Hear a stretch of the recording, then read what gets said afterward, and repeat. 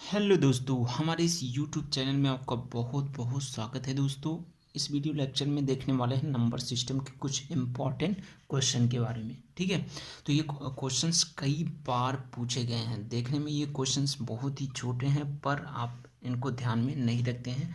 तो चलिए डिस्कस करते हैं वन बाय वन जो क्वेश्चंस पूछे गए हैं आपके गवर्नमेंट एग्जाम में। तो सबसे पहले क्वेश्चन है, पाई है क्या?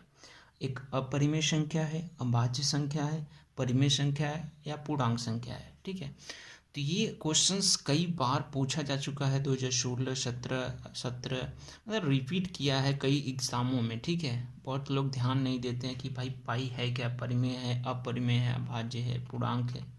तो यहाँ पे सबसे पहले मैं आपको बता दूं, ठीक है, पाई एक अपरिमेय संख्या है। ठीक है, क्या है? अपरिमेय संख्या। ये ध्यान में रख लीजिए आप। ठीक है, इसको दिमाग में बैठा लीजिए, किसी भी एग्जाम में आए तो पाई एक अपरिमेय संख्या है। अगर पाई की वैल्यू दिया है 22/7, ठीक है, जो कि होता है p/q के फॉर्म में, तो ये क्या है? परिमेय संख्या है, रैशनल नंबर है। ठीक है, 22/7 पाई की वैल्यू परिमेय संख्या है, बट पाई अपरिमेय संख्या है। ठीक है, ये आपको ध्यान में रखना होगा। सीधा सा फंडा है, पाई हमेशा अपरिमेय संख्या कहलाती है। पाई की वैल्यू क्या होती है? परिमेय होती है, जो 22/7 p/q के फॉर्म में पाई जाती है। ठीक है, यही आपको ध्यान में रखना होगा।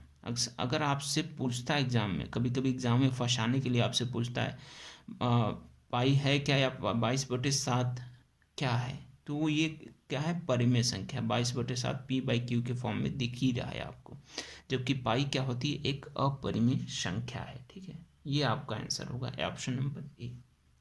ठीक है, अगर इस तरीके का क्वेश्चंस आपसे पूछता है तो आप तुरंत ध्यान में, माइंड में रखे रहिए, क्योंकि हम इस वीडियो लेक्चर में छोटे छोटे क्वेश्चंस देखेंगे जो कि लोग ध्यान नहीं देते हैं, और वही क्वेश्चंस कॉम्पिटिटिव एग्जाम में पूछता है। तो चलिए नेक्स्ट क्वेश्चंस देखते हैं। यहाँ पे नेक्स्ट क्वेश्चन है आपका, यहाँ पे मैं लिख ही देता हूँ, क्वेश्चन नंबर सेकेंड। सबसे छोटी अभाज्य संख्या क्या पूछ रहा है? सबसे छोटी अभाज्य संख्या है। ठीक है, तो ये पूछा गया था 2013 और 17 में। ठीक है, तो यहाँ पे मैं ऑप्शन दे दे रहा हूँ आपको। 2, बी है 3, सी है आपका 5 एंड डी है आपका 7।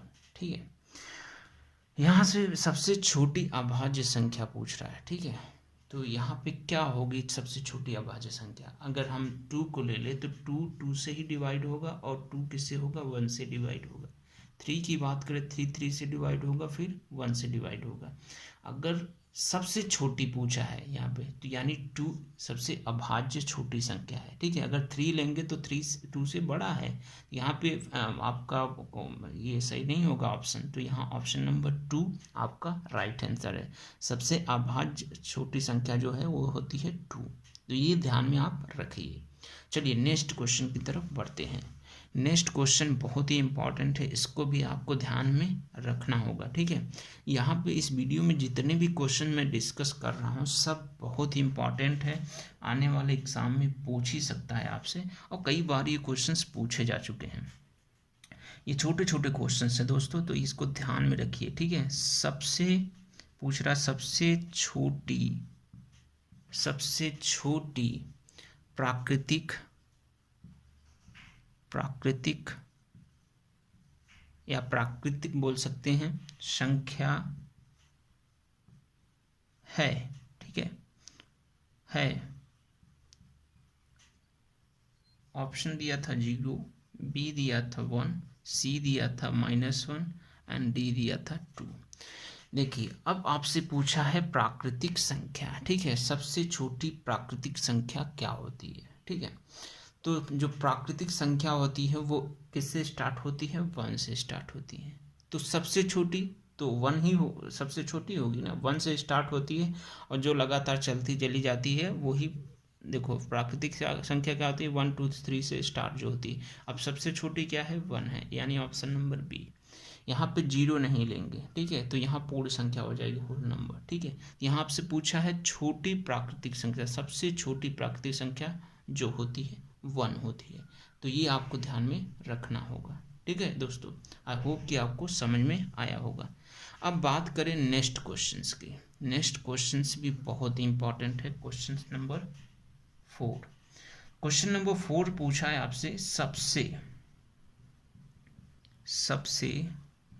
छोटी पूर्ण संख्या।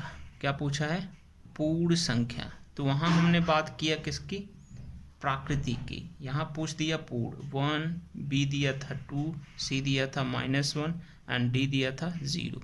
तो हमने बताया जो पूर्ण संख्या स्टार्ट होती है 0, 1, 2, 3, 4 ऐसे चले जाती हैं। सबसे छोटी पूर्ण संख्या यानी 0 होती है, यानी ऑप्शन नंबर डी आपका सही है, ठीक है दोस्तों। तो ये जो क्वेश्चंस मैं बता रहा हूँ बहुत ही इंपॉर्टेंट क्वेश्चन है, इसको ध्यान में रखिएगा। इसको आप कहीं पे इंपॉर्टेंट नोट्स में बना के लिख लीजिए ताकि आपको ज़िंदगी भर याद रहे। चलिए नेक्स्ट क्वेश्चन की तरफ बढ़ता हूँ। नेक्स्ट क्वेश्चन से बहुत ही इंटरेस्टिंग क्वेश्चंस है। अब ये क्वेश्चंस खासकर लोग जानते नहीं हैं। पूछा है गणित की प्रकृति यानी नेचर। क्या पूछ रहा है? नेचर है, ठीक है। अब ये 2015 में भी पूछ चुका है आपके कई गवर्नमेंट एग्जाम में। तो यहाँ पे ऑप्शन दिया था सजावटी, बी आपका ऑप्शन दिया था तार्किक, सी ऑप्शन आपका दिया था कठिन एंड डी ऑप्शन आपका दिया था